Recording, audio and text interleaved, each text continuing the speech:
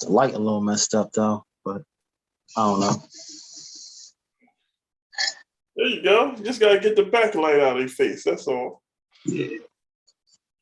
Yeah, we good. We good. Well, I guess we about to start, man. Let me see. I'm waiting until the YouTube comes on. Then I'm gonna make sure it doesn't talk behind us, and then we're gonna start this thing, man. All right, it's muted. That's good. Yeah. So, what's up, man? How you been feeling? I'm good, man. I'm good. No complaints. No Yeah. complaints. That's what's up. Andre and Carmen are supposed to be on soon enough. But I guess we'll start the show, man. Yo, what's up, everybody? This is Aaron Raymond. That's my sidekick, Casual Don, up in the house. We're just having a good show. It's going to be about cancer. It's going to be about survivors. It's going to be about treatment. It's going to be about whatever we choose to speak on. You know what I'm saying? Because I'm gonna be real honest, right? A lot of my friends are gone. A lot of my friends are passing. I guess I'm at that age. I'm 53. You know what I'm saying? And some people can't pass them from COVID, but COVID isn't the only thing out there. You know what I'm saying? We still got the epidemic of cancer out there, man. We don't talk about it like it's an epidemic, but it really is because there's too many of us dying from it. And I just had a friend recently pass. She's a friend of my brother's, and yeah, it is what it is. We only get to live here a certain amount of time. We got a lot of battles, but this seems to be a constant battle in America. Like cancer is crazy out here now, and but it is what it is.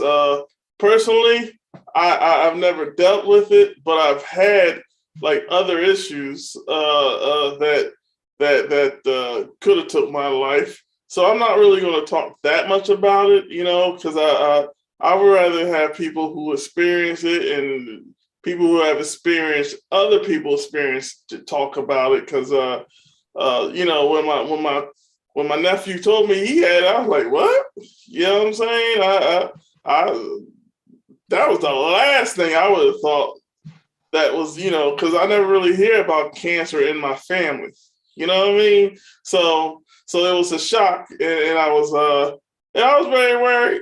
But I was actually going through my problems with my liver at the time. I was actually going through it. He was going through his problem. I was going through mine. Like it seemed like we both was just so on deathly ill. You know what I mean? And we was fighting. You know what I mean? And I'm just grateful that he's here. I'm grateful for my girl Carm and anybody else who wants to come in and speak on this subject, because this is a real subject. I got friends and families, Milts, at the boarding school I went to, some of them just lost people to cancer. I'm watching people just drop dead all over me, and it's not cool for me. You know what I'm saying? It's hard, but that's what the show's for. We get to talk through our problems and our daily issues and get some things out and tell on ourselves, so we can deal with this shit, So, real life doesn't stop for anybody, and it sure as hell don't stop for you when you sick. It still goes on, you know what I mean? So I'm gonna move on and let someone else speak. Does anyone ever want to speak on this subject? Cancer, survivor, treatment, anything. Does anyone want to speak right now? You want to go, Carmen? All right, I got to unmute you, Carmen. So right. I was diagnosed recently with right breast cancer, but I was technically misdiagnosed in Florida. This is back in 2021. Something told me, because I have a girlfriend that was also misdiagnosed in Florida, in the Orlando, Florida area. So anyway, long story short, I packed it up and I'm in Philly now taking care of my cancer treatment. So I've been blessed with the team I'm dealing with in Penn Medicine here. Now, with that said, I unfortunately have witnessed a few of my girlfriends going through this thing. So, I don't know how to explain it, but they tell me they're fighting for their life, and they're telling me is every person's different. So I'm trying not to, you know, go on, be scared. One of the key things that I've been told and advised over and over, even by my girlfriends that are right now having cancer, is surround yourself with awesome love and support and minimize your stress. Mm. And I didn't realize how that's so key. And so that's why I packed it up, came to Philly. The treatment has been, I'm very impressed with the team I'm dealing with. I've also been, surrounded by great people that gave me great advice in regards to monitoring my sugar intake, and also monitoring, what I'm eating and changing some of my diet. But So sugar intake has something to do with Yes. cancer? Well, it's supposed to, the cancer feeds off of sugar, and it's supposed to, it doesn't help the cancer. It makes it grow or something. And I'm probably not saying it specifically, but I did ask the doctor It about that. metastasizes faster in There your you go. in your body. That's what happens. So your Cancer feet, cancer needs sugar. Cancer uses sugar like a car uses gasoline. for real. Yes. No, I never heard of that. This is my first What? time ever hearing That's that. how they actually find cancer in your body, find out where it is exactly in your body. Because what they do is when you get a PET scan, they injecting sugar into your body. And it makes it look like your body look like a light bulb, like a Christmas tree, basically. When you do a PET scan, your body lights up like a Christmas tree, and it shows all the parts of your body that's affected by cancer. Because the cancer starts eating. Yes. So what impresses me is the staff. When I am very grateful for all the people that inform me or call me, right? But inform me about things or give me advice. I am very grateful for that. With that said, when I went to the doctor, I kind of doubted that sugar thing until the doctor confirmed it, exactly what you said, Don. So it's just shocking how diet is. I've always had, how do I say, not discipline in diet, and sugar is my weakness. So, but I like the staffing is very good at wording things, because one of the things is that my questions are like, I wanted some answers right away. And it's just not like that. I think that the hardest thing about having cancer is this waiting thing. And you wait a lot, and you wait for a lot of things. So I just had my third biopsy this week, because Florida wasn't looking for, I had asked Florida for some things to be done to me because of my girlfriend that has cancer, So I wanted any kind of test you can do, so we can just find out to what extent I have cancer, has it spread. Anyways, Pennsylvania is doing this. And so now I'm on my third biopsy. So the decision will be to either do a lumpectomy or mastectomy based on what Pennsylvania has seen. And I'm very, very happy and grateful for how the team in Pennsylvania, how they've been working and aggressively doing everything possible to make sure this is not spreading. Now, I didn't know this. I thought that when you get a biopsy, you find out right away what stage you're in. These are the things that I never picked up on, but only after they test it and send it to they'll tell me what stage. And these are things that I didn't know. I also, what I suggest that if anybody ever gets diagnosed with cancer, inform yourself of all the tests that you can actually have access to and get. because when I went to Florida and I had the test that I asked my oncologist in Florida, she said to me, I don't need none of that. Then when I came to Pennsylvania, all that I asked in Florida is all being done right now. And I did need that. And that's how they spotted another area of my right breast that has cancer and has spread. So my advice is, don't settle for a first opinion. You can always get that second opinion. So did they, And when they started doing the stuff that you asked for Florida, was that they're like just automatically, you didn't even have to ask, they just automatically looked and was that just part of their procedure, or did you ask for it? So what happened, my girlfriend that has cancer, she's a nurse too, and there's certain tests that she told me when I go to my first appointment to ask about. And she was actually on speaker. She was kind of like on my visit with me. I asked permission to have her on speaker. And the doctor in Florida said, oh, you don't need none of that. But when I got to Pennsylvania, they gave me all that. And then that's when they spotted two more areas. The second area that they spotted has cancer. And the third area that I just got a biopsy on it, I'm waiting for the results. And that'll determine if I have a lumpectomy or mastectomy. So the oncologist in Florida was very short and just wanted to do a lumpectomy. And the area that was spotted on me in 2019 has grown has grown and now is cancerous.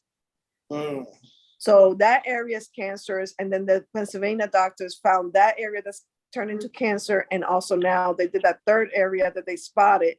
They're trying to see if that has cancer. So the difference in the treatment in Florida and here, Pennsylvania ended up being my second opinion, and it's been more aggressive. So everything that I wanted to Florida to do, Pennsylvania is doing. And the treatment is totally different was expected. What was planned in Florida would have been a lumpectomy based on that first biopsy. What's happening in Pennsylvania is 2 additional biopsies are going to determine what's going to be my treatment. And after my surgery on the 25th of January, they'll determine if I get radiation and chemo. And I didn't know all this. I just thought you go to the first appointment and then boom, they tell you all the answers, how much chemo. And I have to find out at what stage I'm in, and then they'll determine the treatment. Okay. So I suggest that you surround yourself with people that have knowledge.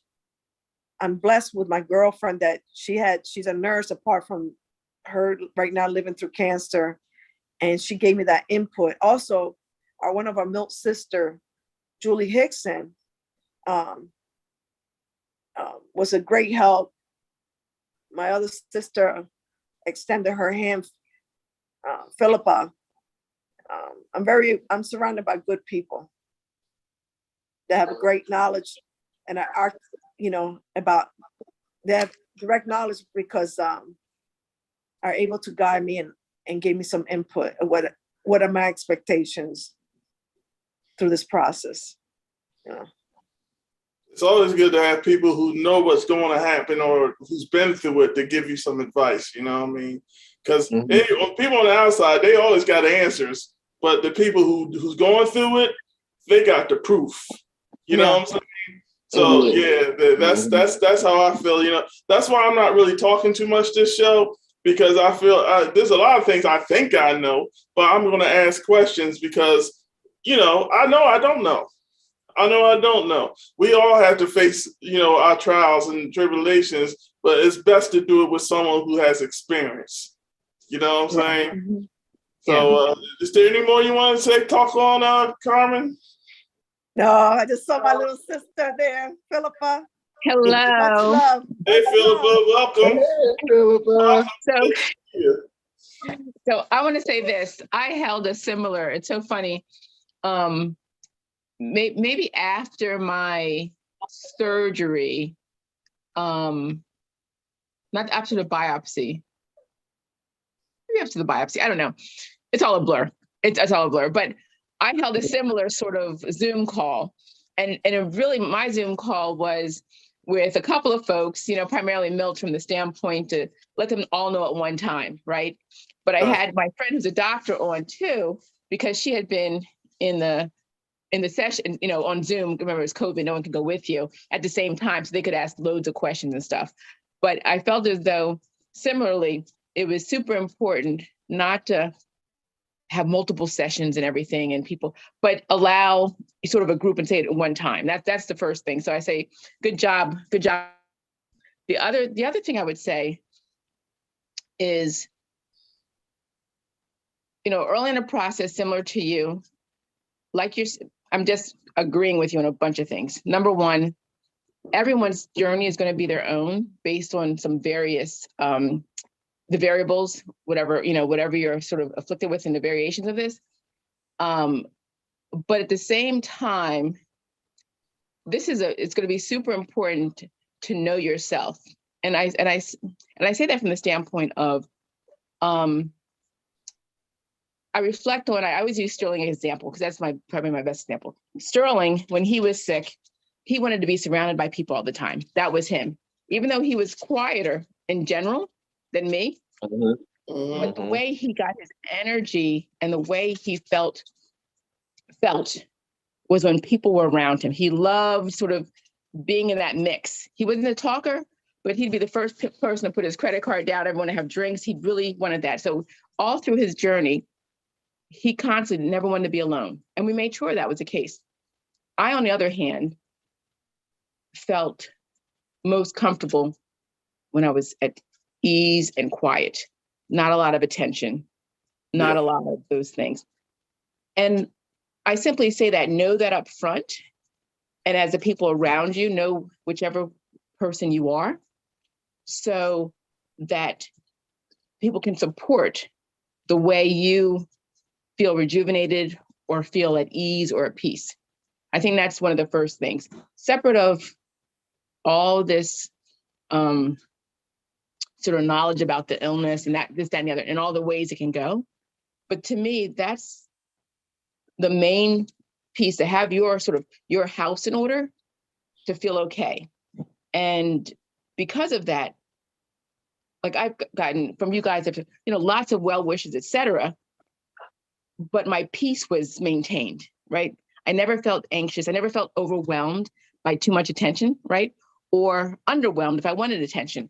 And that was, and I just say that that's really important, because whatever the treatment path is, and it could be chemo, it could be radiation, it could be both, it could be pills, it could be, and it depends on how things affect you. You want to be able to retreat to whatever that safe space is without any guilt that you're not being there for someone else, or people. You gotta be selfish. Yes, that's exactly right. And if there's another time, and Carmen, I think Carmen made it similar in this respect. Give, do, have the ability to do things, to be around, to be that person, right? But you've gotta just not think about anyone else at all, at all. People can feel badly, whatever. Guess what? So what? Nothing. I'm telling you, I think that's one of the best things. And when I let go of that, which I was sort of forced on it early on, because my chemo started pretty high and a bunch of different things. Then I was able to just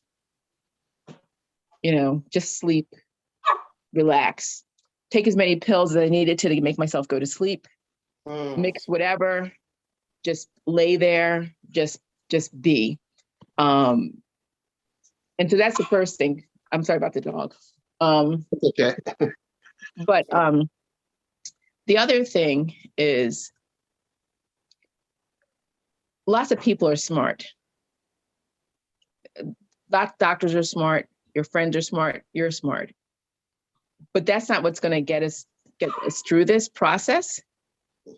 You know, when this is the first time through it. So in other words, you know, people have some recurrences or the kind of thing, but this first path is pretty, to be honest, it's pretty generic.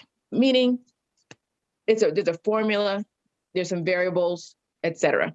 This is not a time you need a specialist. You know, you need to go down to Duke. You need to go to, you know, Cancer Treatment of America.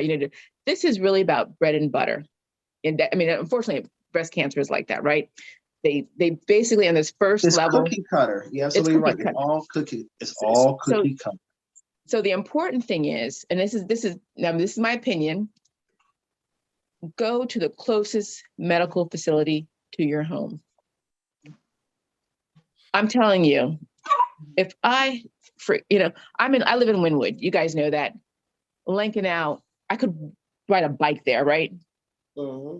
Bryn Mawr literally is 6 minutes in a car, right? My one doctor's there, others in Lincoln now. People said, "Oh, you're gonna go to Penn? You're gonna?" Hell no.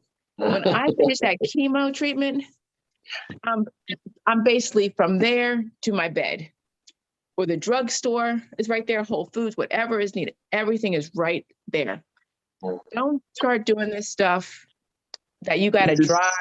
Chemo. It's the same chemo they're going to give you. The same thing. That's my point. Yeah. And the other thing is, I will say this. I will say, as you're looking at different places to be, I consider, do I say I'm blessed? I'm lucky. I'm fortunate, living here on the main line where my chemo space, the nurses, there's like 15 chairs, maybe, if that. Those nurses know you. They remembered everything I needed. I didn't have to ever. I got literally the same nurse was assigned to me, every day, right? It was so personal. When I showed up, I just got in the chair. They knew what drugs I wanted first. I had to, of course, only me is going to tell them what order I want my drugs in, right? But I say that because you guys know me, right? Right. But We're milks. I'm gonna tell the nurse, no, I need this drug first. But I have a friend and she went down to Penn. Penn has 4 floors of chemo chairs. 4 floors. They don't know you. Big hospital, you're a number. They don't know you. I'm telling you, when they would always say, how's your dog today? How's this? Like they truly knew me. So even when I was like, oh, I think I'm fine, they're like, you're not fine, even though I'm saying I'm fine, right? To have that relationship is not a dollars game. It's my Blue Cross, right? Same healthcare, but the fact that they could be that intimate about you, that to me is a saving grace. But again, the closest, if there's a chemo chair down the street, do not have to commute. This is why we're in Philadelphia. This is why we're in this area and not in Jabib where they have healthcare issues. Here's the other thing.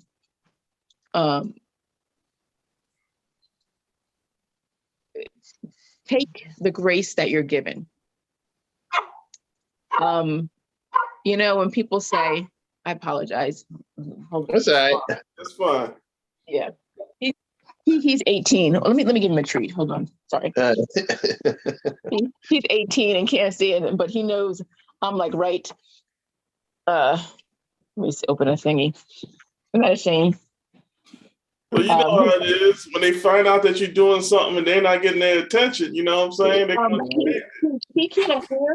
He can't really hear. He can hear I think the buzz of the cell phone because he always barks when I get on the phone. And give me 2 seconds. I'm gonna open up this. Isn't it terrible? No. Eat that doggy. Eat that doggy. Yeah, right. Okay. Philip, I have to say to you that I packed it up. Uh-huh.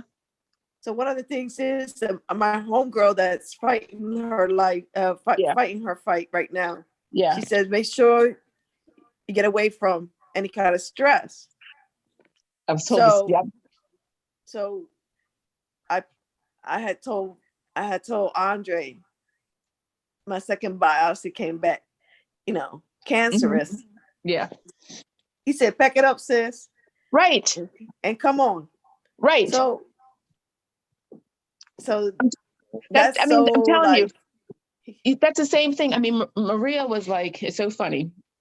She, first of all, it was COVID. And first of all, if any of you guys know Maria, like, Miss my Ming mama, she basically first, she said, you need to come to my house because I can, kids are in college, what do you need, And even though coming over here, I was like, no, Maria, everything's, right here. But she was like, she banned any sort of folks from talk, anything that was anyone who try to put upon me, any sort of responsibility or any of those things. You've got to be in, that's why I say that safe space that, and here's one of the things, and I think you guys can understand this. Husband's upstairs. With Milt, you don't have to say anything. They don't care. You don't have to, like, literally, Carmen able to go to your house meant you could be in a place where there's no expectations. There's no, you can just exist, And sometimes to have that existence where you don't have to say anything and people know what to do. Because to be honest, like my mother, she always says, what do you need? Now, if I have to think about what I need, I can get it myself, right?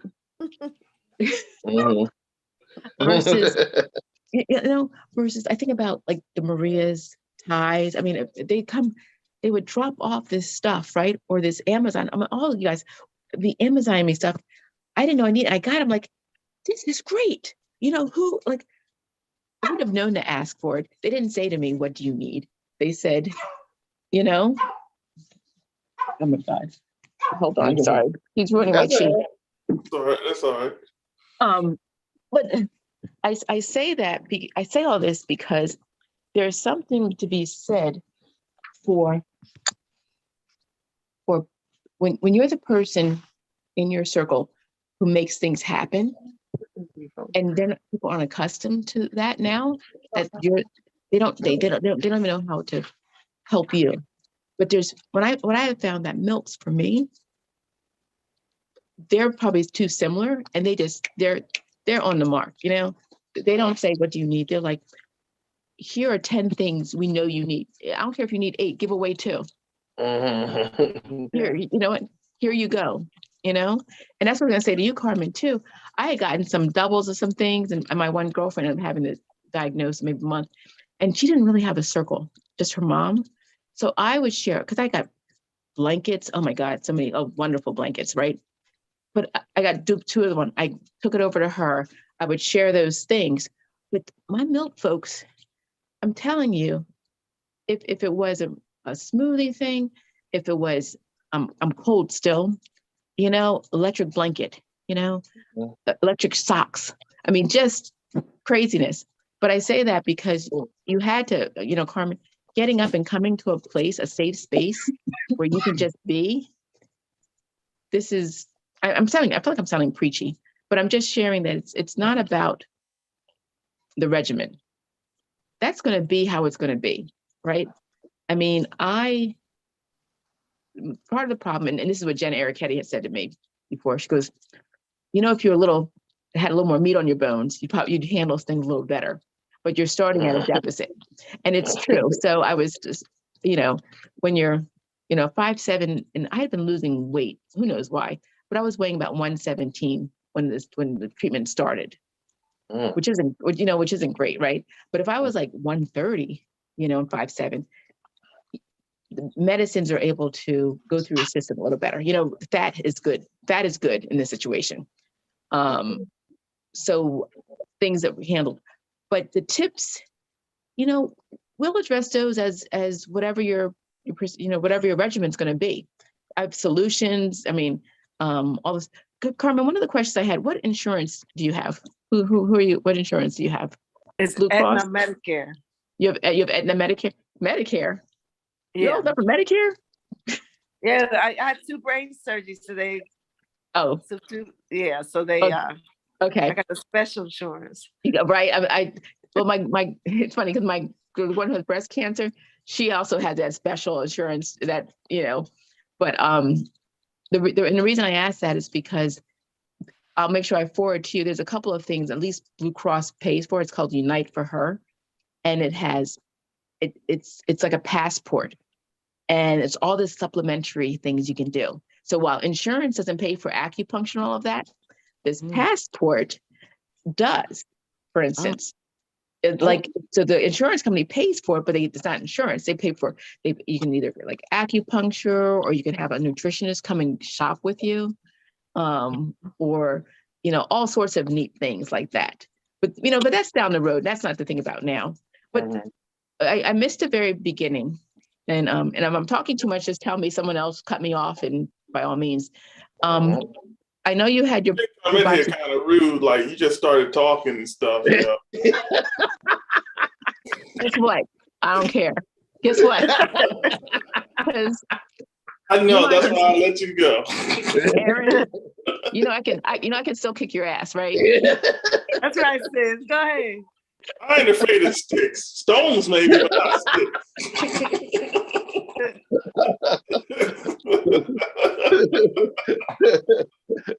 not Philip, Philip,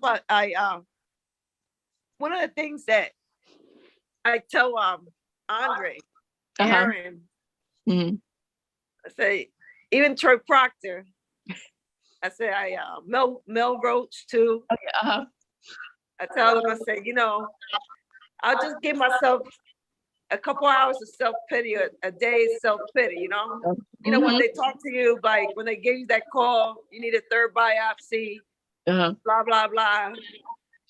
And you receive the conversation. Yeah. The staff has a lot of patience because sometimes I double ask the same question, Right, of course. blah, blah, blah. And Andre kind of feeds my body language because he goes with me. Which is great, by the way. Never go by yourself. I'm telling you. The hospital's getting used to Andre because I say my brother's gonna be out there, and they're looking for some Puerto Rican guy. Brother from another mother. But now they know. So with that said, Andre has been that body language that he reads. The guys check in on me, Mel and them. Yeah. And that feels good.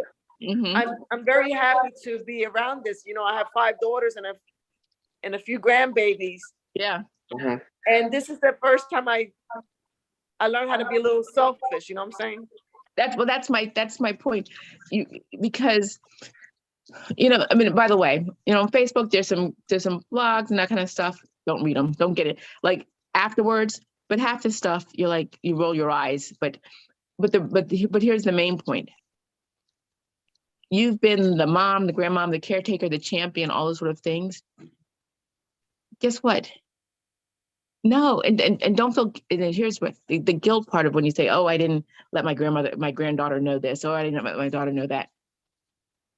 It's tough, but you're right now. It's tough because you're healthy enough to still can engage in things. Surely it's going to be where you're not healthy enough, and that's where you're going to just really be able to, be comfortable and not really engaging that. It's gonna be hard. Did they say? What I was starting to say is treatment plan. Like, do they have? You haven't. Have you? Came in on a tail end. Have you gotten a treatment plan or not? Oops, you're a little frozen. Is that from me? Yeah, Carmen, did you get a treatment plan at all yet? Yeah, well, now things, when I initially came from Florida, yeah, Billy said, based on the notes from Florida, I'll need the go back to me. Right. 5-year manager pill, right? Right. Yep. But since then, Philly found that what Florida found in 2019 has grown and now it's cancerous. That's Yeah, the second biopsy. Yep. And then now just this week, Yeah. and another thing, they found another area of the sick breast. That was the third biopsy on the 12th. Right. Exactly. So now wait 7 days. So he said treatment plan has changed. All right, Carmen, I don't know what you're doing, but you're breaking up, darling. You bring it up, Don? Hello? You hear Can me? you go back where you were? Go back to where you were, hon. Okay, you hear me now? Yeah, that's good. So after this, once I get the surgery, Mhm. they'll give me the exact treatment plan if I need chemo and radiation. He said after the 20th, when I get surgery on the 25th, and they send the stuff to pathology, then they'll Exactly. refer me to the radiation doctor and the oncologist to have a treatment plan. Right now, everything's changed after the second, third biopsy. Right. Do you already have an oncologist? No. So here's what's was weird, and I find that weird from the standpoint of I was different. My oncologist, I have the oncologists are also hematologists, and so I have anemic. So I already had sort of that doctor in my space because of the hematology. So when I first found I had cancer, I called him up to say, "Oh, by the way, I'm cancer." And he first said, "Well, who's your surgeon?" And he got on the phone and was like, reading everybody the riot act in terms of make sure they check in with him and everything else. I asked this because I found it weird when they say they're gonna, you're gonna go to your radiologist, but the oncologist is not, you don't have one assigned to you, you haven't chosen one, and they should all three be talking at the same time, right? To figure out the plan, versus it shouldn't be the radiologist only, or the cancer radiologist only figuring out the plan. And so that's one little nuance I will say to you. Same thing happened to my friend, she didn't have an oncologist, but in general, for some reason they don't do that. I felt much better that all three were talking at the same time, the surgeon, the radiologist, and the oncologist. That's the first part. The other thing, are you getting a lumpectomy or mastectomy at this point? Well, no. this third biopsy will determine that. Okay. Because they spotted this in one of my exams, and my thing is this calcification that is Yeah. spotted. And so if this third biopsy comes out cancerous, it'll be mastectomy. Okay. Right. Exactly. Okay. Well, So if you're gonna get an oncologist, right, you better look now. Yeah. Well, Exactly. They're hard to get. well, what happens to the doctors? I asked them in a conversation, because I learned that he's my surgeon. I said, hey, when are you going to talk to an oncologist? Because the only oncologist I have spoken to is the one in Florida. They want to do any tests on me.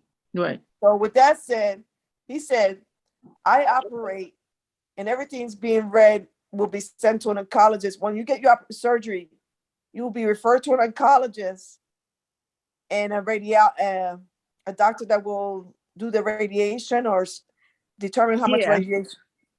Right. Where are you located? In Juniata Park area in Philly. Yeah.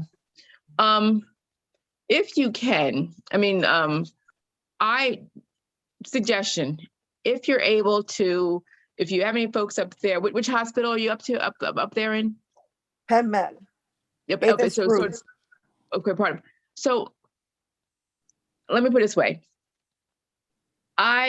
If you can, like the guys were saying, if you can get an oncologist, maybe a referral from someone who maybe is up there who likes their oncologist.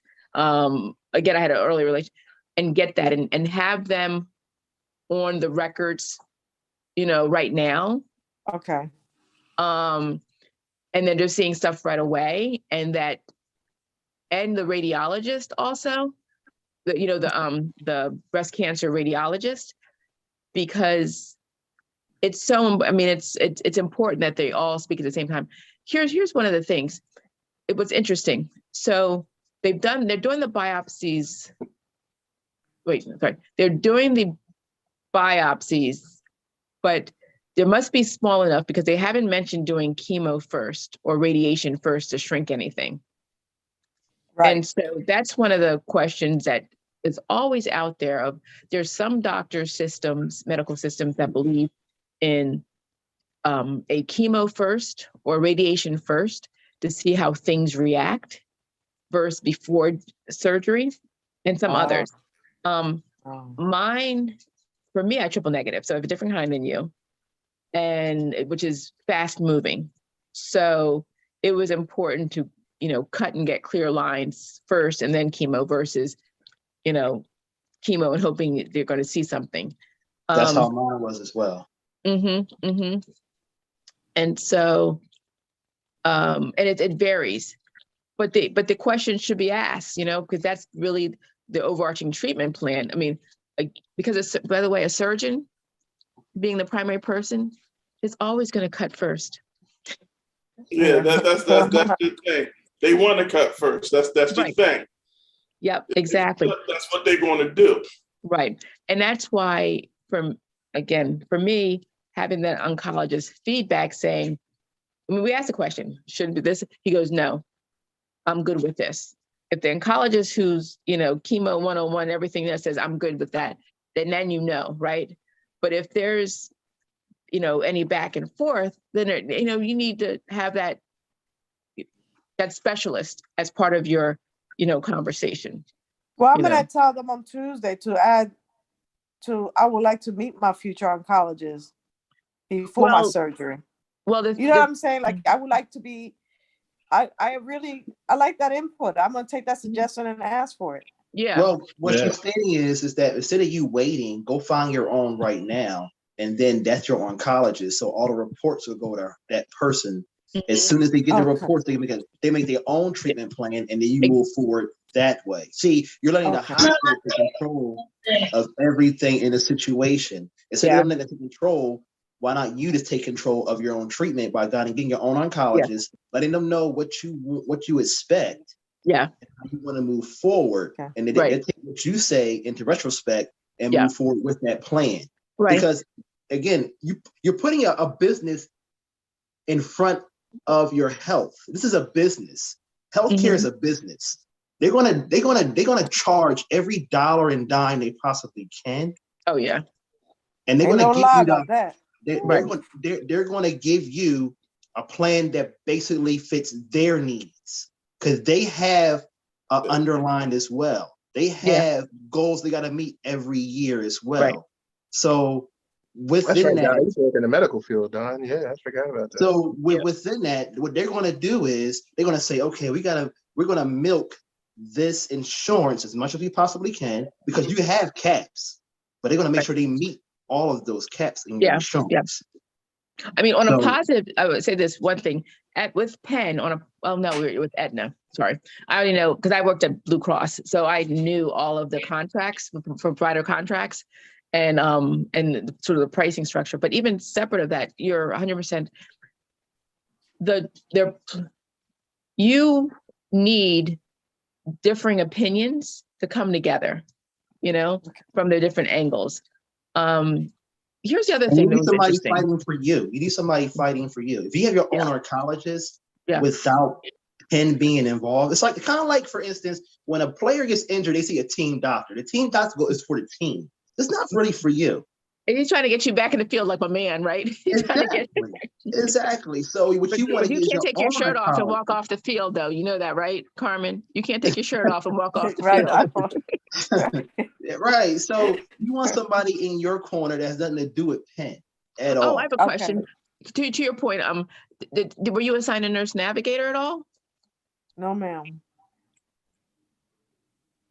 I never heard of nurse navigator. What do you mean by that? I never heard of that either. So they're a liaison. They're a liaison. They're there to help you as well. Yeah, so definitely. I mean, I give me more information and all these, of course, goodies and make sure and pillows. I mean, all this sort of stuff. But she was a text message, through my chart. Do you have your my Wow. chart or what? You have your my chart system or what is it? What system do they use where you can send, where you see your records and everything? Is that all set up? Oh, I have a pen. I sign on to my account in PenMed. Yes. And you can But the text your thing is, doctors? yes, I can communicate with my doctors through there, but I Right. don't have somebody that tells me about resources out there at all. Yeah, so Because I Mhm. haven't even had surgery yet, and my copays are a couple thousand already. yeah, what's your max deductible out of pocket max? I gotta check into that because now this thing is getting bigger than what I thought. Because mine, my first year, of course, I had surgery in like November, right? And I had a plan, high deductible, because I had nothing wrong with me, right? Until that December. And of course, it was like $6,000. Yeah, I haven't paid it yet, finished paying it, but I don't care. Well, Um, I was fortunate enough to my insurance it was through my job, Mhm. and when I went out on leave, my insurance kept cutting on and off because I was short-term disability. Oh, So yeah. what happened, God's blessings, because my insurance kept going off and on during certain periods, the Mhm. insurance just decided just to pay it, period. They paid Yeah. everything. All I owe is the Nice. copays. That's all I owe is the Wow. copays. So I had You know nothing out what? of pocket for copays. That was some God looking down on you on that one. That's a Yeah. good thing. Yeah. Yes. Yeah. Yeah. All right, you guys. All right. I just want to say, Philip, thank you for coming and taking over the show. I'm sorry. I've been trying to talk. I've been trying to talk to Carmen. Listen, you didn't see when I started. When I started, I said I'm not going to talk that much because I've never been through this particular cancer. Yeah. So I wanted you guys to talk because, I wanted the people who are going through it to talk about some of their experiences because I don't have an experience. I have the outside experience. And I just want to say, as an outsider, you know what I mean? All this stuff sounds very hard and complicated. It sounds familiar because when I was in the hospital, I had to deal with the nurses and all that kind of stuff. So I'm very grateful that you guys came on. But there's other people here that will have questions. We might have questions or we might have our own experiences. Abdul came on and I just wanted to hear what he had to say on it. You know what I'm saying? I mean, for me, I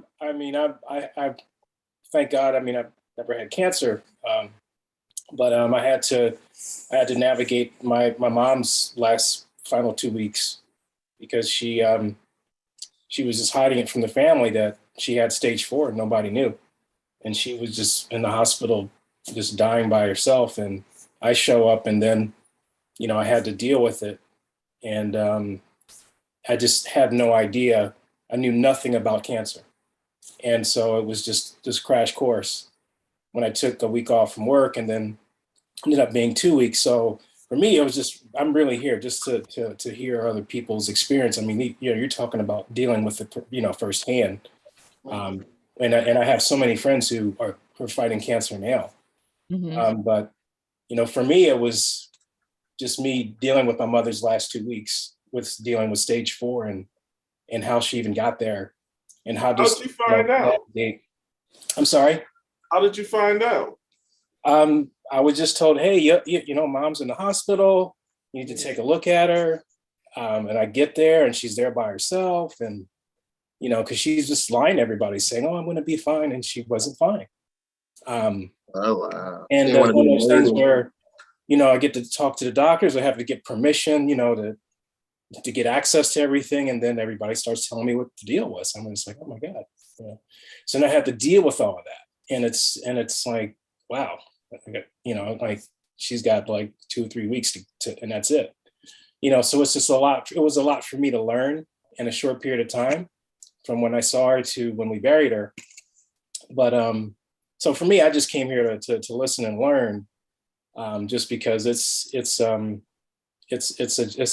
a journey that none of us want to deal with one way or the other, whether directly or indirectly. And I'm just, for me, I'm always, here to give positive vibes to people who are dealing with it. Because one thing that I've learned just from my mother, because when I did see her, she couldn't talk, she wasn't eating, and she wasn't moving. And so they were expecting her to go like within the next 2 or 3 days. But when I stayed, I just fed her breakfast, lunch, and dinner every day. And then she was able to talk by the 3rd day. And then she was able to start to move. And the whole point was to get her out of there so she could die at home, which is what happened. But, you know what, you got to have a lot of people who care about you around you, because that's going to help you heal. And it's your brain health is so important to helping you get through, through whatever cancer you're dealing with.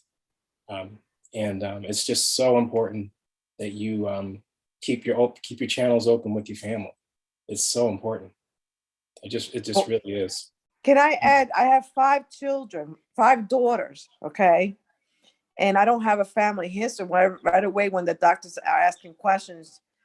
So I don't know if I have a family history. Let me just clean that up, because I don't know much about my blood family. Okay. So I have these 5 daughters that are adults now, and I'm openly sharing with them because how important it is that their mother has this, that they know, and they check themselves and take this serious, Mhm. I don't want to scare them, spook them. It's not a plague, but I want them to, it's reality. I'm your mother, and that's important for you to know. Did you have your genetic test done? They're going to do that. Yes. Okay. Yeah. I have no genetic either at all, by the way. Nothing. Okay. Yeah. So you may not have any, but my doctor said before, so much is environmental these days. Yes. Yeah. Right. Yeah, I could tell you, as a person who works for the Department of Environmental Protection, we are covered in pollution, yo. It is everywhere. If you live in Philadelphia, you're literally living in a cesspool of pollution. You know what I'm saying? And a lot of people think it's like from the cars and all that. This pollution goes all the way back to when they first got here. When the pioneers and all that, and when all of them came, they didn't know about like burying whole piles of wood could kill the land and cause cancer, and they didn't know these things. You know what I'm saying? So you got hundreds of years. We were in an industrial age. So the industry is all, especially in Pennsylvania, it's crazy over here. You got the river. See, a lot of people don't realize the river that back then was how you got transportation done. And they should transport everything through the river. We had all these we had tire shops. We had all kinds of industrial things going on in Philadelphia. And that's why there's so many factories in Philadelphia. People don't realize just how much pollution we've caused for the hundreds of years.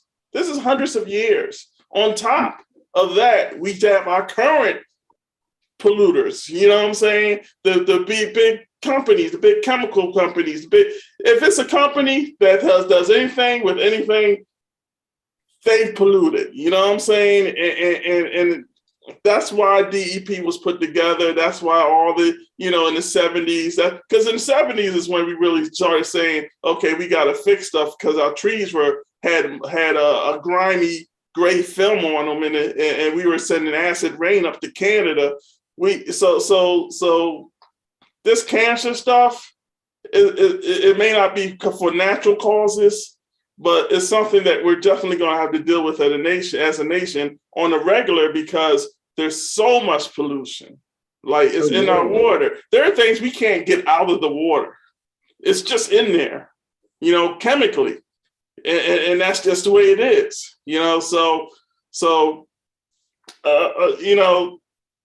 I think this thing is very real until somebody finds a cure, or let there be a cure, you know what I mean? Or a treatment, or some type of, shot or something that could keep us from getting cancer. But this cancer thing is very real. The pollution is very real. And that's why we're all dealing with it. That's why, you turn around, so-and-so got cancer, so-and-so got, it used to be a thing that just happened every once in a while. Now we're living with it. Look, we lived through 3 Mile Island. We were right there when, you know what I'm saying? Everyone's been talking about that. All You my know? classmates were like TMI. That was it. 3 Mile Island. We were in junior division running around, you know? Mhm. I remember reason meter division. Yeah, so that's a lot of stuff, and gonna find out too, Bub. Like right down there, not too far from you, around Aramingo and right above Girard, where all the yuppies and everybody have been moving to. Oh, you know what I mean? Their babies are having deformed and having cancer Yeah. and stuff like that because it used to be some factory there, and instead of them cleaning everything up, they just built the houses right over top of them.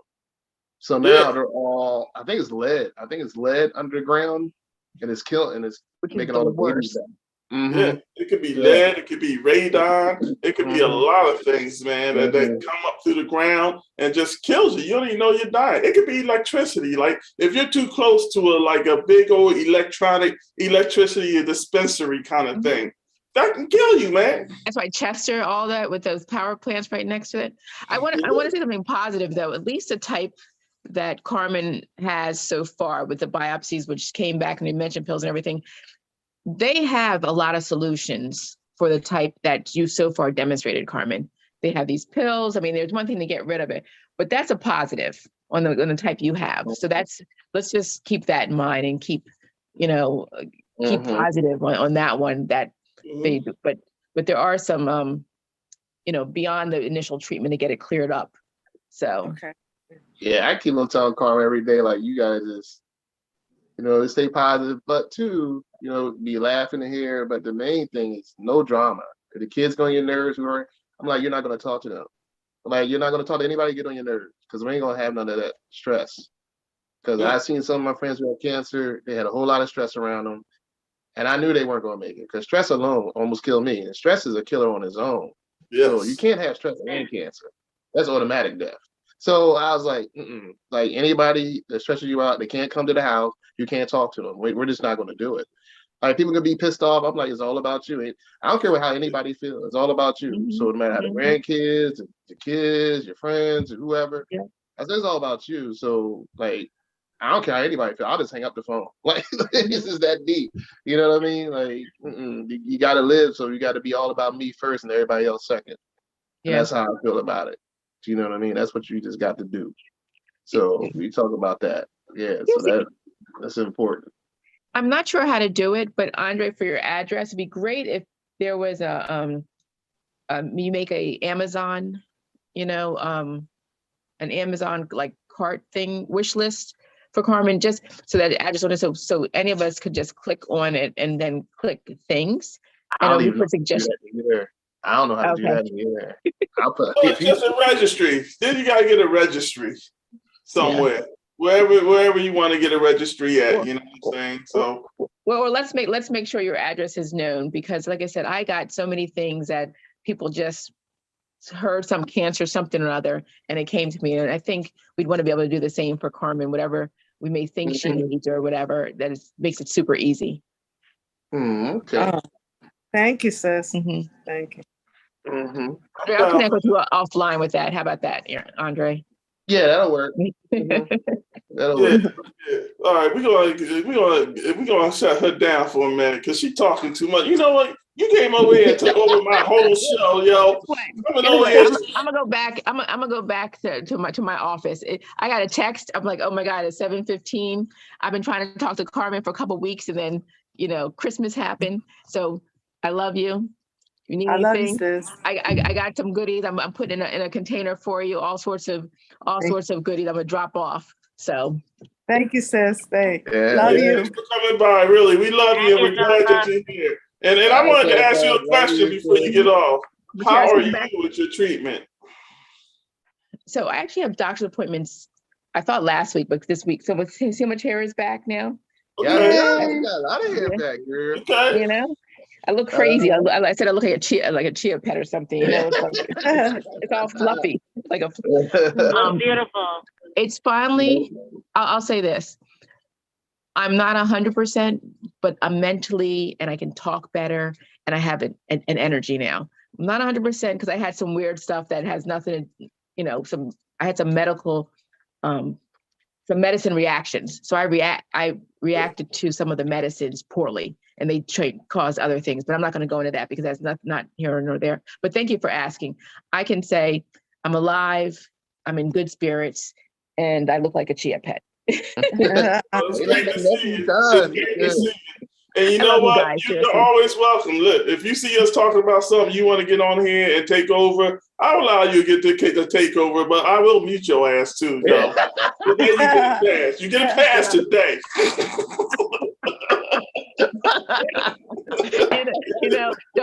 Don't hate. Haters always around. Boy. Anyway, I love you guys. I'll talk to you later. And I look to see you guys in the coming weeks. So All right. Bye, Take care, man. Bubba. Love you too, man. Take care. All right. All right, I wanted to ask you, Alfie, because I'm gonna be real. You know, Irene. Irene asked for me to do this show. You know what I'm saying? And I was very, very, you know, and I don't like people telling me what to do. But, you know, I felt that it was very important and needed to And be I done. appreciate you. And so, Irene, do you have anything you want to say? Because you're not muted. You could have said something. Go ahead. Well, Philippa's gone. I wanted to say, you know, her words of encouragement. I just think, Carmen, you need words of encouragement. And yeah, cancer.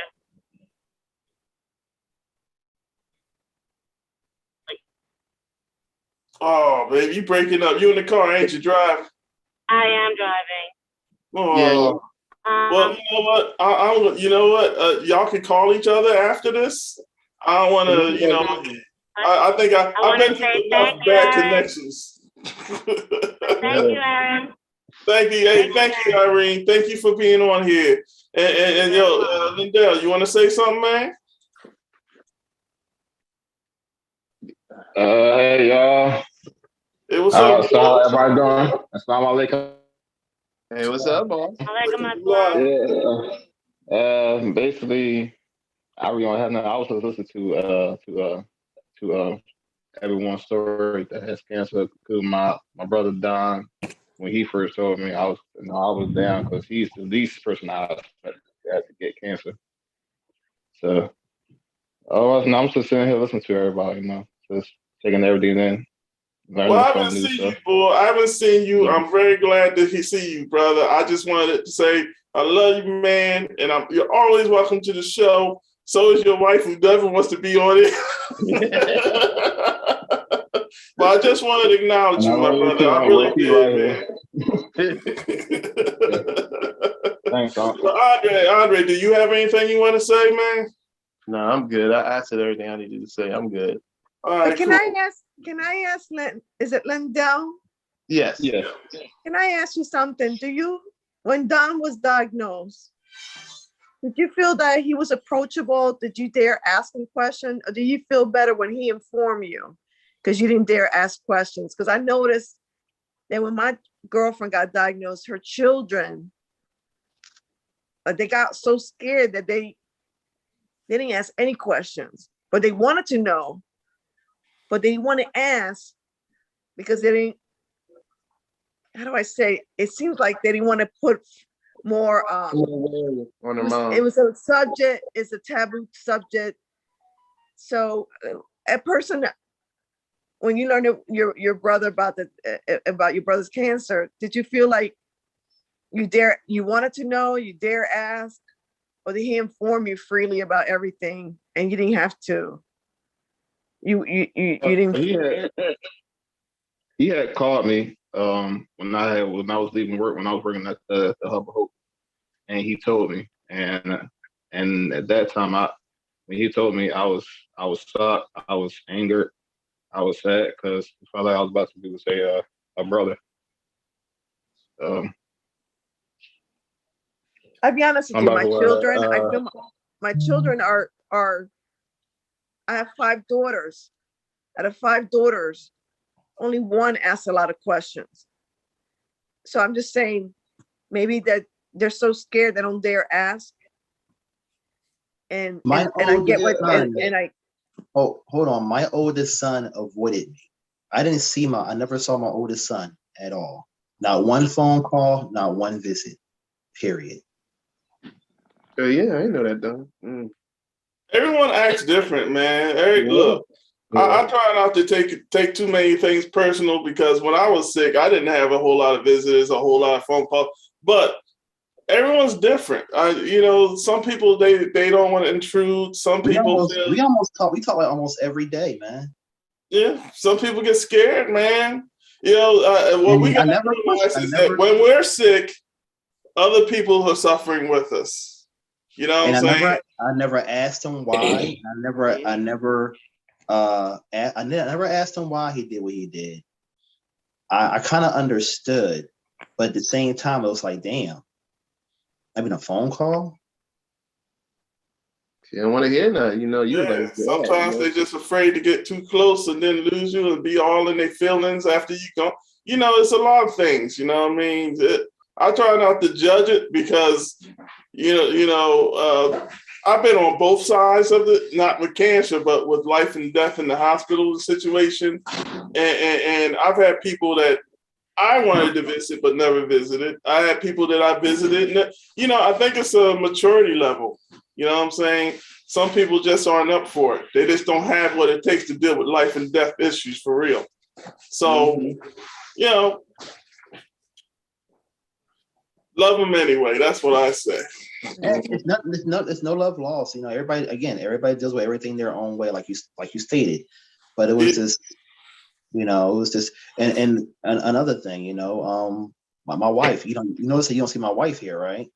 Mm-hmm. It's a very touchy subject for her. That's why she didn't want to be on. During that stage of my treatment, it was very hard for her because I wanted to keep everything personal. But again, that unfortunately an event happened and that couldn't happen. So that's why I told you guys what was going on. But she was there. She actually went on leave, and it was very trying. It was very trying, very much so, to the point, I didn't want to even. Remember, y'all kept trying to come down. You and Iro kept trying to come down to see me. Yeah, I was like, no, I didn't want you to see me like that. I couldn't even get out of bed.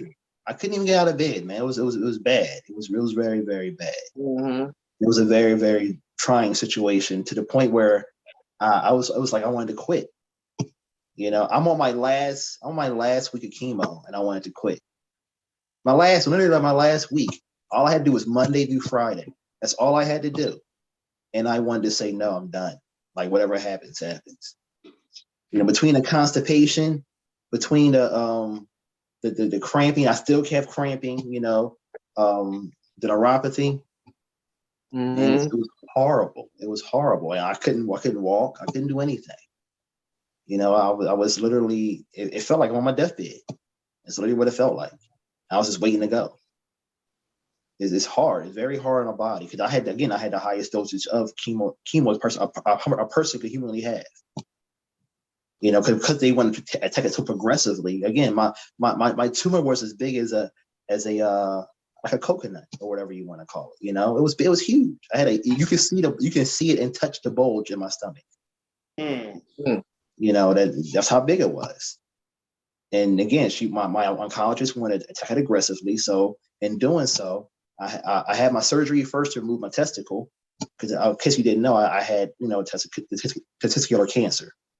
So my right testicle had to be removed, and when they removed it, then my surgeon said, "Okay, we're going to do another test to see if there's any more cancer in your system, in your body." They did the test, the PET scan, and it showed that I had a big tumor in my lower abdomen. The oncologist saw that and said, "Okay, Don, this is what we got to do. We got to do it now. Like, there is no waiting a week, waiting 2 weeks. Look, you got 2 days to figure out what you're." Because I talked to her on Wednesday.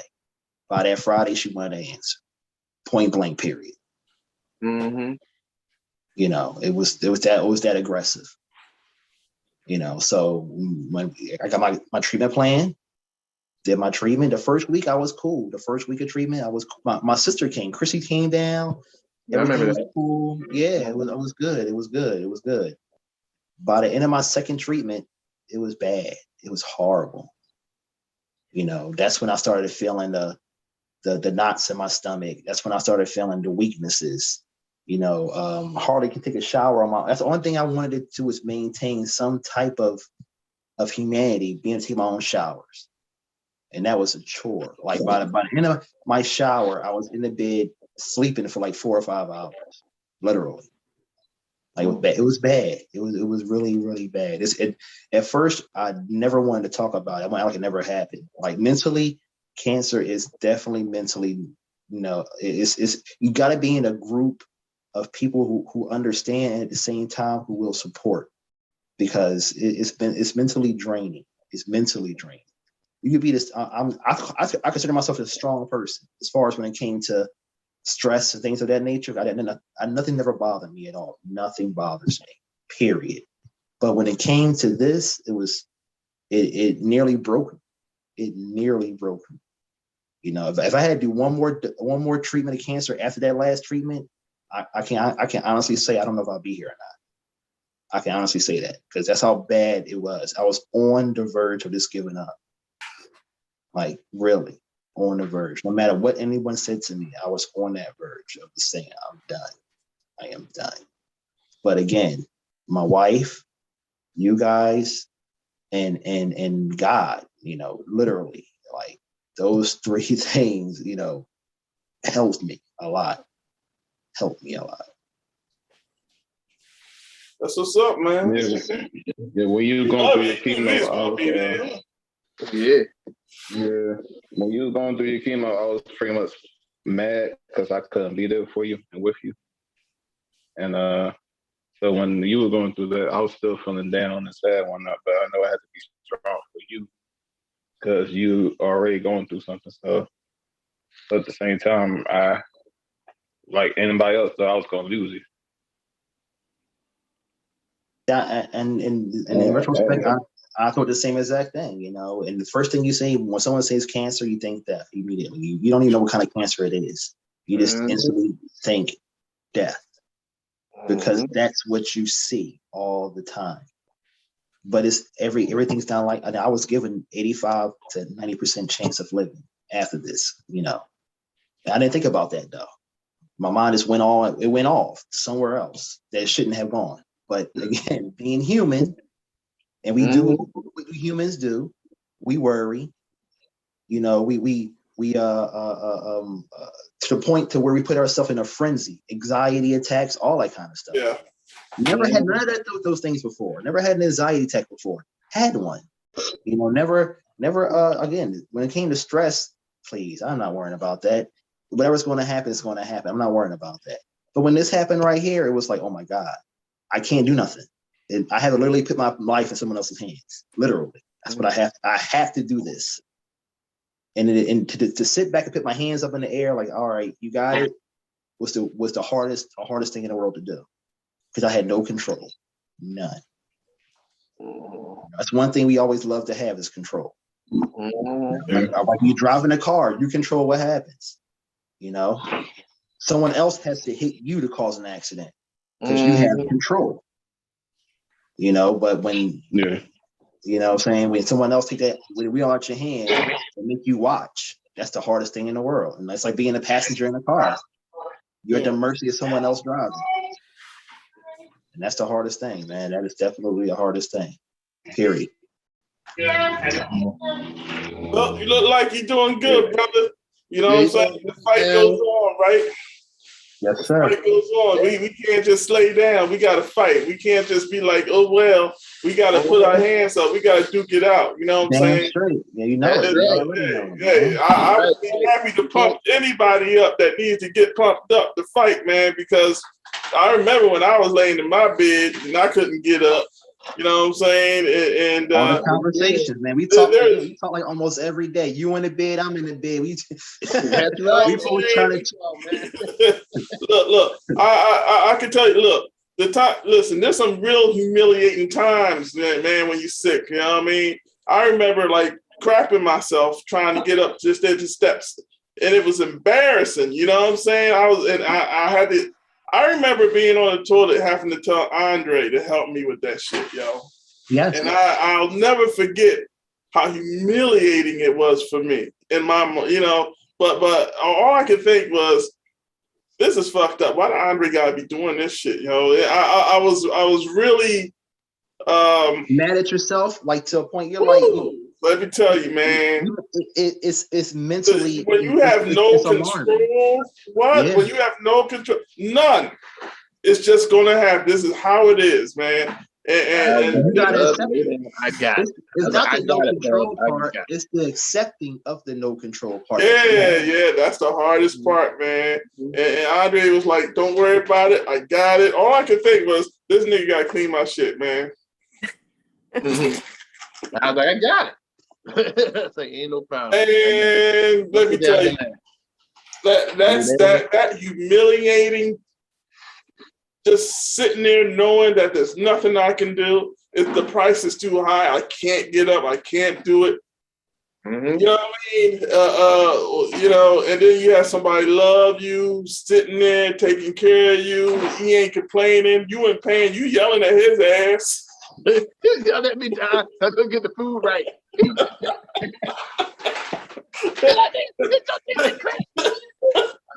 I remember, man. I remember all the phone calls. Trina would do the same exact thing, man. Trina would do the same exact thing. I ain't want mayo on this. I don't eat no damn mayonnaise. I mean, she went through the same exact thing. And she's like, he's so damn picky. Get the. I mean, it was to that point. It was to that point. But he wasn't lashing out at you. It was the fact that he was sick and he couldn't do nothing about it, man. That's what it was. That's what it was for me.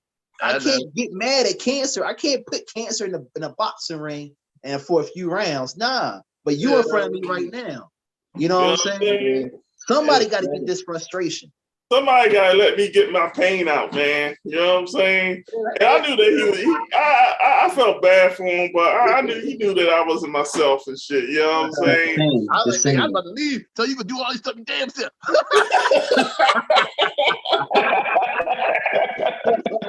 My shitty ass would have said, "I'm sorry." I told you that shit. He's like, talked about that, man. We talked about it. I was like, yo, man, kick that bum out your house. Dre ain't helping you out, man. You like, I'm not saying that. That nigga cooked for me. He cleaned for me. I'm not doing that. You're like, I'm sorry. How could you leave? I say, listen, you sorry, fool. I'm about to get out of here. A few times, yo, I had to sit down and say to myself, "Okay, Aaron, how you gonna say you sorry today, yo? How you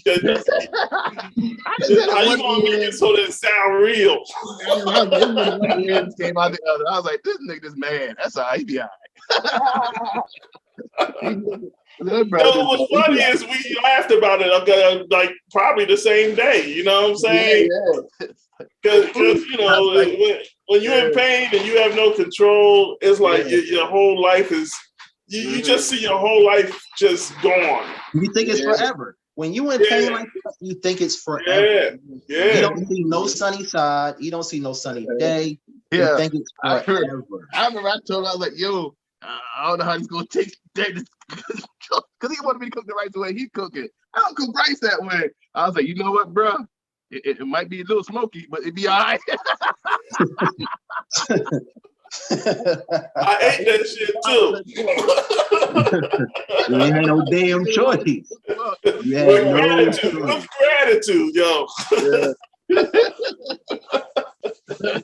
I was cracking up, yo. I was like, maybe a little smoky, but I'm gonna tell you, quarter of the way through, I got the way I cooked it the way he cooked it. And then he was good, but it took me about a month or two before I got it down. Yeah. When he started listening to me, then I started showing him some things. You know what I mean? It was cool. But look, this was a great show, yo. We are past the hour. Look, does anyone have anything else they want to speak on the subject, or if they have anything else they want to speak on? Period. Is we cool? Anything? Well, what I want to say is, I'm glad Don, your brother, that he's sharing that, and the gentleman that shared about his mom. I'm very grateful to hear these stories because sometimes, you want to know about the feelings about your family members, you know what I'm saying? And I don't want to ask them. So I heard what you felt and what you saw, the gentleman with the white hoodie. So I appreciate that. And then the fact that I'm thankful that I chose my brother here to take care of me for surgery, that he makes me accountable of my emotions, what I eat and all that. And, you know, I feel like when if he has to clean my booty, I have, you know, I know my, like how I say, not being having to control, but say I'm too weak or let's say I'm too sore, I know he can handle it. Yeah. I think the poop all up. Yes. If he handle Aaron, he can handle me. Yeah. Omar is asking, our cousin Omar is asking how you burnt the rice, Andre. You know what I'm saying? Because I had to cook it the way he wanted to cook. See, I can cook rice without burning it, but Aaron wanted it done a certain way.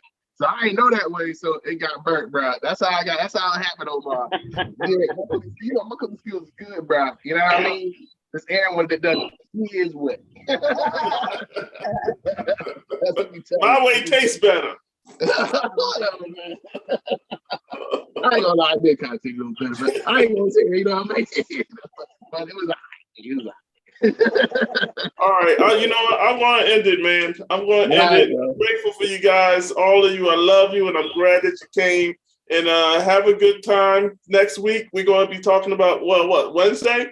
I don't know the subject, but I'm sure it's good. Y'all find out tomorrow. But the subject tomorrow is Go Eagles. Yeah, that's right. That's right. What? Tomorrow is Go Eagles, man. Yeah. That's definitely the subject tomorrow. Go Eagles. In fact, I might have to make me an Eagles one, and we just talk all Eagles all day. You know, I might do that one. If we go to the Super Bowl, we definitely gonna have an Eagles all day one, yo. Oh, Yes, hell yeah. You know what I'm saying? Fly Eagles fly. My baby just said it. Fly Eagles fly, yo. yes. There you go. There you go. Yo, look at it. Yo, look at the guy with the hands. His team don't even got a name, yo. His team don't even got a name. He over there. They don't even have a name for the team yet, yo. And guess what? I'm still proud of them.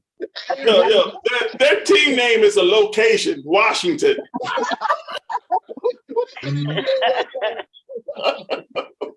Like, go Giants. I bought this for you. You forgot to There take it you with go. Still got more bowl wins than y'all bums. Yeah. Yeah. Y'all waited 150 years to win something y'all had. Oh, man. Yeah. Don't be sad. Don't be sad. If you mad, man, like this ain't goes, be mad. Here's a cake. You can be super mad, big bro. Fly away, Don. Fly away.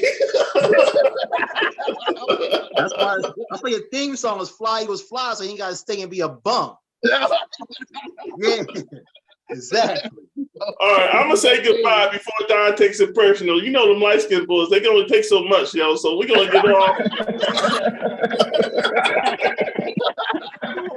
All right, bro. All right, fam. All right, love you all, man. I'll see y'all. All right, peace out, y'all. All right, peace out. All right, peace out.